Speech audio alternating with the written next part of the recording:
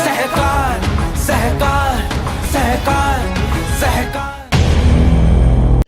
और शेयर्स का डेफिनेशन पढ़ना मैं आगे ला। शेयर सर्टिफिकेट इस बात का प्रूफ है कि आपने 5 शेयर खरीदे। ऐसा डीम हो गया ना कि शेयर, क्योंकि अपनी सोसाइटी अलग से किसी को पेपर देती नहीं कि हमने आपका मेंबरशिप एक्सेप्ट कर लिया है।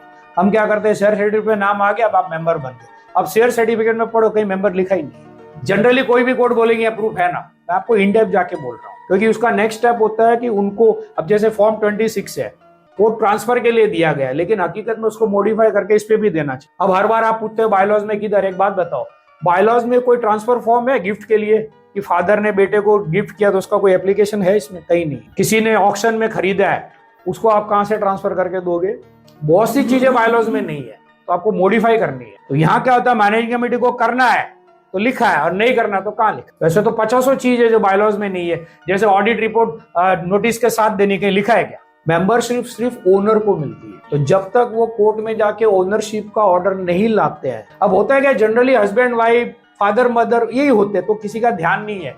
नॉमिनी आप किसी को भी अपॉइंट कर सकते हो, इसलिए प्रोविजनल मेंबर को अधिकार नहीं दिया। जैसे कहीं पर भी नहीं लिखा है कि provisional member can contest the election, तो अपने डेप्यूटी रजिस्ट्रार बोलते हैं कहाँ लिखा है कि नहीं कर सकते। तो इसका रीजन है, अगर प्रोविजनल मेंबर ने इलेक्शन कंटेस्ट कर दिया, ये 154B जब अमेंडमेंट आया, हमारे लेजिस्लेटर ने क्लियर लिखा है, associate member and provisional member can cast vote, लेकिन इलेक्शन का राइट सिर्फ एसोसिएट को दिया। देखो आपने, उन्होंने खुद लिखा है, तो सर उन्होंने फिर प्रोविजनल का नाम क्यों नहीं? वो इसलिए नहीं लिखा क्योंकि अगर प्रोविजनल मेंबर ने इलेक्शन कंटेस्ट कर दिया, वो आदमी ने अगर सोसाइटी के साथ चीटिंग किया, तो सर आप वसूली किससे करोगे? ना तो उसका फ्लैट है ना उसका शेयर। ये इंटरप्रिटेशन पे गया। और अगर वो फ्लैट फूक के चला गया, अभी आपका ही फ्लैट में सेक्रेटरी बन गया, मुझे कौन रोकेगा बेचने के लिए और एनओसी के लिए? कोई है रोकने वाला? तो आपका फैमिली तो आ गया ना सड़क पे। इसलिए प्रोविजनल मेंबर को परमिशन नहीं है। ट्रांसफर फीस तब होती है जब पहले किसी को मेंबरशिप दे चुके हैं। अब मान लीजिए डेवलपर ने ए को फ्लैट बेचा, अभी तक सोसाइटी रजिस्टर्ड नहीं हुई, ए ने बी को बेचा, बी ने सी को बेचा, उसके बाद सोसाइटी रजिस्टर्ड हो रही है,